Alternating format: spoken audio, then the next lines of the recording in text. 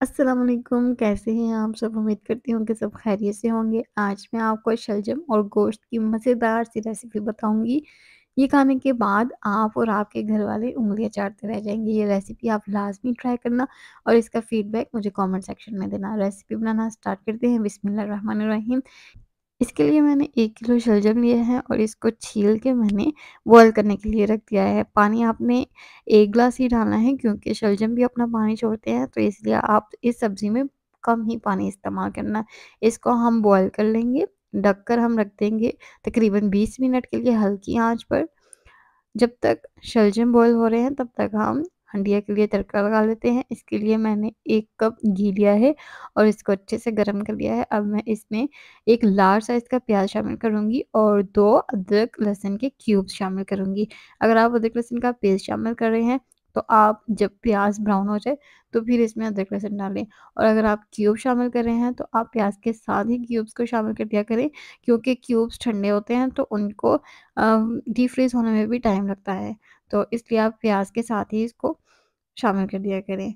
2 minute इसको हम शामिल करके रखेंगे और ये देखिए 2 मिनट गुज़र चुके हैं और अदरक लहसुन बहुत ज़्यादा नरम हो चुका है। अब हम इसको मिक्स करेंगे और हल्का ब्राउन कलर आने देंगे। अदरक लहसुन और प्याज़ हल्का-सा ब्राउन हो चुका है। अब इस पॉइंट पे आपने इसमें मुर्गी का गोश्त शामिल कर देना है। ये मैं आधा किलो गोश्त शामिल कर रही हूँ। गोश्त को आप हमेशा अच्छे से धोकर ही इस्तेमाल किया करें। गोश्त धोने की वीडियो भी मेरे चैनल पर मौजूद है, आप वो भी देख सकते हैं। इसको अच्छे से मिक्स करेंगे। चिकन को आपने हल्के ब्राउन प्याज़ में ही शामिल करना है, क्योंकि अगर आप डार्क प्याज़ कर देंगे तो गोश्त को फ्राई होने में भी टाइम लगेगा, तो प्याज़ बहुत ज़्यादा जल जाएगा। इसलिए जब लाइट सा कलर हो तो तभी इसमें गोश्त शामिल कर दें, ताकि चिकन भी फ्राई हो जाए और प्याज़ भी फ्राई हो जाए।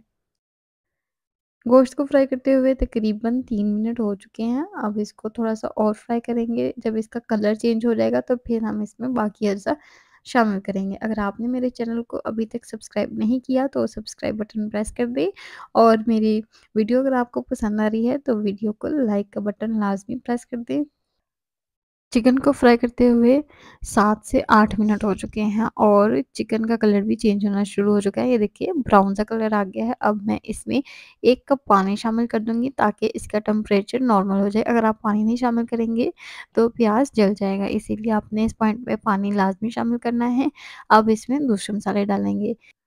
इसमें हम डालेंगे 1 लार्ज साइज़ का टमाटर और आधा खाने का चम्मच नमक, क्योंकि हम भुनी हुई हंडिया बना रहे हैं तो इसमें कोशिश क्या करें कि आप नमक कम ही डाला करें। अगर आप शोरबे वाली हंडिया बना रहे हो तो फिर उसमें आप 1 खाने का चम्मच डाल सकते हैं। अगर आप भुनी हुई बना रहे हैं तो उसमें आप आधा खाने का चम्मच इस्तेमाल करें, और इसमें डालेंगे 1 खाने का चम्मच लाल मिर्च का पाउडर और आधा खाने का चम्मच हल्दी पाउडर। तमाम मसाले डालने के बाद इसको अच्छे से मिक्स करेंगे और इसकी भुनाई करेंगे। 5 से 7 मिनट आपने इसको अच्छे से भुनना है, तब तक भुनना है जब तक टमाटर और मसाला अच्छे से यकजान हो जाए। और जब तक मसाला भुन रहा है तब तक हम शलजम देख लेते हैं, अगर वो गल गए हैं तो उसको भी हम निकाल लेते हैं। ये देखिए शलजम को हल्की आंच पर रखे हुए 20 मिनट हो चुके हैं और शलजम बहुत ज़्यादा सॉफ्ट हो चुके हैं। हाँ, अब आपने इसको निकाल लेना है और इसके पानी को आपने वेस्ट कर देना है, क्योंकि इसमें करवाहट होती है, तो इसके पानी को आपने यूज़ नहीं करना। शलजम को मैंने निकाल लिया है और इसको मैशर की मदद से मैश कर लेंगे। जब भी आप मैश करें तो कोशिश किया करें कि इसको गरम-गरम ही मैश कर लें, क्योंकि ये आसानी से मैश हो जाते हैं। अगर आप ठंडे करके करेंगे तो वो थोड़ा-सा मुश्किल हो जाएगा। तमाम शलजम अच्छे से मैश कर लिए हैं। तड़का भूनते हुए अभी 3 मिनट हुए हैं और ये देखिए अभी टमाटर नज़र आ रहे हैं। इसका मतलब है कि अभी मसाला भुना नहीं है। इसको आपने 5 से 7 मिनट और रखना है ताकि टमाटर अच्छे से यकजान हो जाए। मसाले को भूनते हुए 8 से 9 मिनट हो चुके हैं और ये देखिए मसाला कितने अच्छे से भुन चुका है, टमाटर अच्छे से यकजान हो चुके हैं। मसाला भूनने की निशानी यही है कि मसाला घी छोड़ देता है। तो इस पॉइंट पे आपने इसमें मैश किए हुए शलजम शामिल कर देने हैं और शलजम शामिल करने के बाद इसको अच्छे से मिक्स करना है।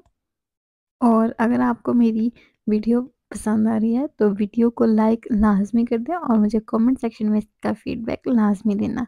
शलजम को मैंने अच्छे से मिक्स कर लिया है। अब मैं इसमें 2 घूंट पानी शामिल करूँगी। ज़्यादा पानी नहीं आपने शामिल करना, क्योंकि शलजम में भी तो पानी होता है। सिर्फ़ हमने गोश्त को गलाने के लिए इसको 5 से 7 मिनट के लिए हल्की आँच पर रखना है ताकि गोश्त भी अच्छे से गल जाए और शलजम भी गोश्त के साथ अच्छे से पक जाएँ। इसको पानी मिक्स करने के बाद इसको हम ढककर 5 से 7 मिनट के लिए रख देंगे। हंडी को रखे हुए 10 मिनट हो चुके हैं और गोश्त बहुत अच्छे से गल चुका है। ये देखिए कितने अच्छे से गोश्त गल चुका है। अब इस पॉइंट पे आपने इसमें हरा धनिया और हरी मिर्ची शामिल कर देनी है ताकि उसकी अच्छी सी खुशबू इसमें शामिल हो जाए और इसमें डालेंगे 1 खाने का चम्मच चीनी या शक्कर ताकि इसका टेस्ट इक्वल हो जाए, क्योंकि शलजम थोड़े से कड़वे होते हैं, तो आप इसमें चीनी लाज़मी डाला करें या शक्कर लाज़मी डाला करें, इससे बहुत अच्छा टेस्ट आता है। चीनी शामिल करने के बाद इसको 5 से 6 मिनट के लिए पकाएँगे और फिर हम इसको सर्व करेंगे। उम्मीद करती हूँ कि आपको मेरी रेसिपी पसंद आई होगी। रेसिपी पसंद आए तो मुझे कमेंट सेक्शन में इसका फीडबैक लाज़मी दिया करें। आप इसको व्हाइट बॉइल्ड राइस के साथ भी सर्व कर सकते हैं और इस तरह आप इसको रोटी के साथ भी सर्व कर सकते हैं। इसका बहुत ही ज़्यादा टेस्ट आता है। आप जिसके साथ भी चाहें इसको सर्व कर सकते हैं।